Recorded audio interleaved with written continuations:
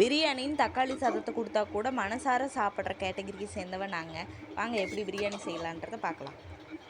நம்ம வீடியோக்குள்ளே போகிறதுக்கு முன்னாடி பை மோட் ஷாப்பிங் ஆப்.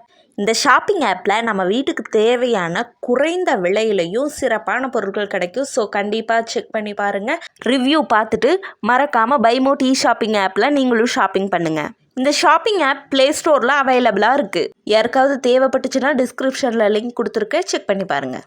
முதல்ல அடுப்பு பற்ற வச்சு குக்கர் வச்சுக்கலாங்க. குக்கரில் எண்ணெய் ஊற்றியாச்சு. எண்ணெய் சூடானதுக்கப்புறம் பிரியாணி இலை, பட்டை, சோம்பு எல்லாம் போட்டுக்கலாங்க. போட்டதுக்கப்புறம் ஆனியன் போட்டுக்கலாம். அதுக்கப்புறம் ஆனியனை எண்ணெயில் நல்லா ஃப்ரை பண்ணணும். அப்போ தான் பிரியாணி டேஸ்ட்டாக இருக்குங்க. ஆனியன் நல்லா வதங்கினதுக்கப்புறம் கீரி வச்சுருக்க பச்சை மிளகா 4 போட்டுக்கலாங்க. சைட் பை சைட் மட்டனையும் ஒரு பாத்திரத்தில் எண்ணெய் ஊற்றி வேக வச்சுட்ருக்குங்க. வெங்காயம் நல்லா வதங்கி வந்ததுக்கப்புறம் தக்காளி சேர்த்துக்கலாங்க. தக்காளி கூடயே தேவையான அளவு இஞ்சி பூண்டும் நாம் ஆட் பண்ணிக்கலாம். அதுக்கப்புறம் தேவையான அளவு உப்பு எடுத்துக்கலாங்க.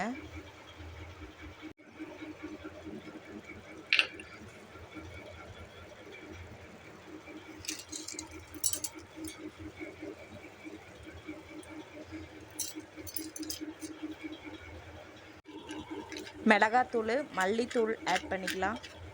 நம்மளுக்கு காரம் எவ்வளோ வேணுமோ அதுக்கு தகுந்த மாதிரி ஆட் பண்ணிக்கலாம். நாங்கள் காரம் கொஞ்சம் நல்லாவே சாப்பிடுவோம், அதனால் காரமாக போட்டுக்கிறேங்க. இப்போ போட்ட பொருளெல்லாம் நல்லா மிக்ஸ் ஆகி வர வரைக்கும் நம்ம 2 நிமிஷம் வெயிட் பண்ணலாங்க. அரை வேக்காடாக வேக வச்சுருக்க மட்டனை எடுத்து நம்ம இதுக்குள்ளே போட்டுக்கலாங்க.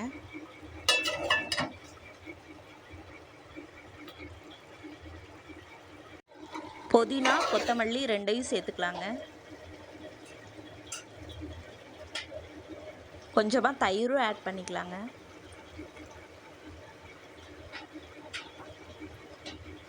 இதையெல்லாம் சேர்த்து நல்லா கிளறி விட்டுட்டு நம்மளுக்கு தேவையான அளவு தண்ணியை ஊற்றிக்கலாங்க.